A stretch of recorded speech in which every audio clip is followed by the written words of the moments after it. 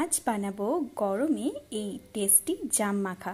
তার জন্য কিছুটা পরিমাণে জাম নিয়েছি এখানে, আর দিয়ে দিয়েছি তার সাথে সাদা লবণ, বিট লবণ, আর কিছুটা পরিমাণে দিয়েছি পাতিলেবুর রস, আর দিয়েছি দুটো কাঁচা লঙ্কা। আর হ্যাঁ, চাট মশলাটাও যেন দিতে ভুলে যাবেন না। আমি বুঝতে পারছি না আপনারা জামটা ঠিক কত বড় দেখছেন, বাট এটা সাইজ কিন্তু অনেকটাই বড়। এরপর এটাকে জামগুলোকে আমি একটু ভেঙে ভেঙে দেবো, যাতে নুন আর মশলাটা খুব ভালোভাবে এর ভেতরে ঢুকে যায়। দুপুরে ভাত খাওয়ার পরে বিকেলে যদি এরকম টাইপের একটা জাম মাখা থাকে তাহলে আর কি চাই বলুন তো। এরপর বেশ কিছুক্ষণ ধরে এটাকে খুব ভালোভাবে মেখে নিন, তাহলেই রেডি হয়ে যাবে খুব টেস্টি জাম মাখা।